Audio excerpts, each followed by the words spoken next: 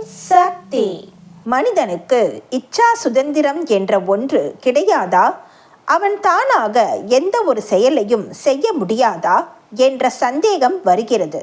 இது குறித்து பகவான் ராமகிருஷ்ணரிடம் அவர் சீடர் கேட்டார். ராமகிருஷ்ணர், மனிதனுக்கு இச்சா சுதந்திரம் ஓரளவு அளிக்கப்பட்டிருப்பது உண்மைதான். ஒரு பசுமாட்டின் கழுத்தில் கயிறு கட்டி அதனை ஒரு முளை குச்சியில் சுற்றி நட்டு வைத்துவிட்டால் அந்த பசுமாடு அந்த கயிற்றின் நீளத்திற்கு தக்கபடி மேயலாம். அந்த அளவே பசுமாட்டிற்கு சுதந்திரம். அந்த கயிற்றின் நீளம் போலவே மனிதனுக்கு இச்சா சுதந்திரம் அளிக்கப்பட்டிருக்கிறது. இது முதுமையில் காலம் கடந்த பிறகுதான் தெரிகிறது என்றார் ராமகிருஷ்ணர். இன்னொரு சீடர், சாமி, எனக்கு ஒரு சந்தேகம். மனிதனுக்கு சுதந்திரம் இருப்பதாக சொல்கிறார்கள். மனிதன் நினைத்தால் நல்ல காரியமும் செய்யலாம், கெட்ட காரியமும் செய்யலாம் என்று சொல்கிறார்கள். இது உண்மைதானா? உண்மையாகவே நமக்கு எதை வேண்டுமானாலும் செய்யக்கூடிய சுதந்திரம் இருக்கிறதா என்று கேட்டார். பகவான் ராமகிருஷ்ணர், எல்லாம் கடவுளின் கோட்பாட்டிற்கு உட்பட்டது. இந்த உலகம் கடவுளின் லீலையாகும்.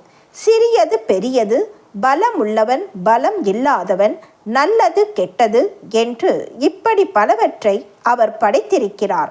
இது எல்லாமே அவருடைய மாயை, அவருடைய விளையாட்டு. ஒரு தோட்டத்தில் பலவித மரங்கள் இருக்கின்றன. ஆனால் அவை எல்லாமே ஒன்று போல் இருப்பதில்லை. இறைவனை அடையாத வரையில் மனிதன் தனக்கு சுதந்திரம் இருப்பதாக நினைத்து கொண்டிருக்கிறான். இந்த அஞ்ஞானத்தையும் மனிதனிடம் இறைவனே வைத்திருக்கிறான். அப்படி இல்லாவிட்டால் உலகில் பாவம் அதிகரித்துவிடும். மனிதனுக்கு பாவத்தை பற்றிய பயமே இல்லாமல் போய்விடும். பாவத்திற்கு உரிய தண்டனையே இருக்காது. எனவே அம்மாவை சரணடைந்தவர்கள் எது நடந்தாலும் அம்மாவின் திருவுள்ளத்தால் நடக்கிறது என்று ஏற்றுக்கொள்கிற பக்குவ நிலைக்கு வர வேண்டும். எல்லாவற்றையும் கண்காணிக்கும் சக்தியாக தான் இருப்பதை நம் அன்னை மருவத்தூரில் புரிய வைக்கிறாள். அதுவும் அனுபவபூர்வமாகவே புரிய வைக்கிறாள். அன்னையின் பார்வையிலிருந்து எதுவுமே தப்பாது என்று அனுபவபூர்வமாக உணர்கின்ற தொண்டர்களில் கூட சிலர் தவறு செய்கிறார்கள். எப்படி இந்த மனநிலை வருகிறது என்பது புரியவில்லை. அறியாமையால் செய்யப்படும் தவறு என்றால் கூட மன்னிக்கப்படலாம். தெரிந்தே தவறு செய்தால் அன்னை மன்னிக்க மாட்டாள். அன்னைக்கு நாம் தொண்டு செய்வதாலேயே நாம் செய்கின்ற தவறுகளை விட்டு விடுவாள் என்று கருதக்கூடாது. செவ்வாடை அணிந்து தொண்டு செய்கிற ஒரு காரணத்தினாலேயே அம்மா நாம் செய்கிற தவறுகளை எல்லாம் கண்டு கொள்ள மாட்டாள் என்ற உரிமை உணர்ச்சி சிலருக்கு வந்து விடுகிறது.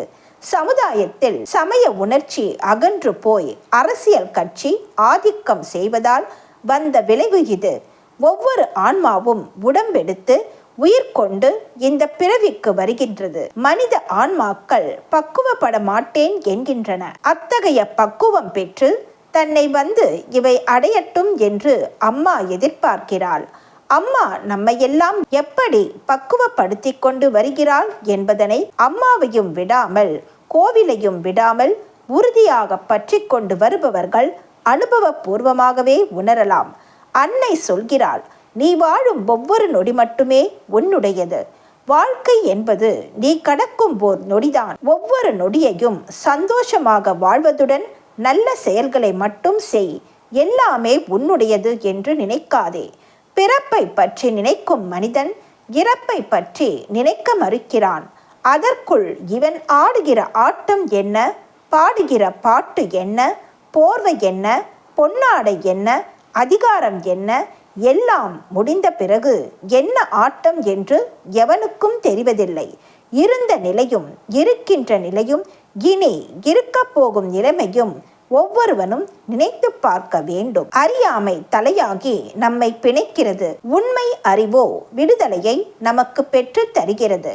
எல்லாவற்றையும் இயக்குகிறவன் இறைவன். அவன் தன்னுள்ளேயே இருப்பதை உயிர் புரிந்து கொள்ளும் போது அதற்கு சுதந்திர உணர்வு கிடைத்து விடுகிறது. வெளியுலக இன்பங்களை புறங்கையால் தள்ளிவிட்டு உயிர் தன்னுள் இருக்கும் இயற்கையான இன்ப நிலையில் ஒன்றுவது சமாதி. தன்னை அறிந்தவன் இருட்டில் தள்ளாடுவதில்லை.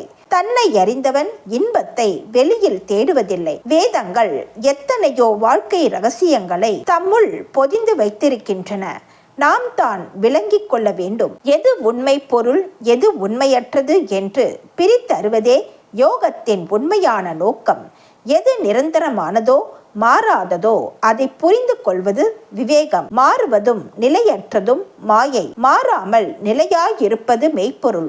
விவேகம் உள்ளவனின் சொற்களில் அறிவின் தெளிவு இருக்கும். அவனுடைய செயல்கள் ஆக்கப்பூர்வமான விளைவுகளை ஏற்படுத்தும். விவேகிகள் மகிழ்ச்சியின் எல்லையை காண்கிறார்கள். அறியாமையால் விளையும் துன்பங்கள் தம்மை அண்டவிடாமல் காத்து கொள்கிறார்கள். மனதின் அசுத்தங்களை துடைத்தெறிய நாம் கருத்தோன்றி கவனிக்க வேண்டிய விதிகளும் பயிற்சிகளும் யோகத்தின் அங்கங்களாகும். யமம், நியமம், ஆசனம், பிராணாயாமம், பிரத்யாகாரம், தாரணை, தியானம், சமாதி என்பன யோகத்தின் 8 அங்கங்கள். யமம் தீமைகள் செய்யாமல் கட்டுப்பாட்டுடன் இருத்தல். நியமம் கடைபிடிக்க வேண்டிய பல்வேறு விதிகள். ஆசனம் உடலின் தோற்ற அமைவு. பிராணாயாமம் மூச்சை அடக்குதல். பிரத்யாகாரம் புலனுக்குரிய பொருள்களிலிருந்து மனதை விலக்கிக் கொள்ளுதல். தாரணை மனதை ஒருமுனைப்படுத்துதல். தியானம் ஆழ்ந்து எண்ணும் நிலை. சமாதி ஆத்மனை கிரகித்தல். வாக்கும் மனமும் ஒன்றாயிருப்பதே உண்மையான ஆன்மீக உணர்வு. ஓம் சக்தி. ஆன்மா என்னும் பாத்திரத்தை சுத்தமாக வைத்துக் கொள்ள வேண்டும். உங்கள் மனத்தில் எப்போதும் ஆன்மீக அலைகளே எழுந்தபடி இருக்க வேண்டும். வாழ்க்கை வசதி, பந்த பாசம், குழந்தைகள் என்கிற ஆசை அலைகளே தோன்றியபடி இருந்தால் ஆன்ம அலைகள் எடுபடுவது இல்லை. ஊருக்கு ஒரு ஆன்மீகவாதியும் வீட்டிற்கு ஒரு ஆன்மீகவாதியும் உருவானால் மட்டும் போதாது. எல்லோருமே ஆன்மீகவாதியாக மாறினால்தான் நாட்டில் அமைதி கிடைக்கும். 2 மனங்களும் ஒன்றுபட்டால்தான் அமைதி கிடைக்கும். நாளைய உலகம் ஆன்மீக உலகம் என்று ஆரம்பத்திலிருந்தே சொல்லி வருகிறேன். அதற்கு ஏற்ற சூழ்நிலைகளையும் வளர்ச்சி பணிகளையும் நீங்கள் திட்டமிட்டு செய்ய வேண்டும். அன்னையின் அருள் வாக்கு. Please share and subscribe. Om Sakthi.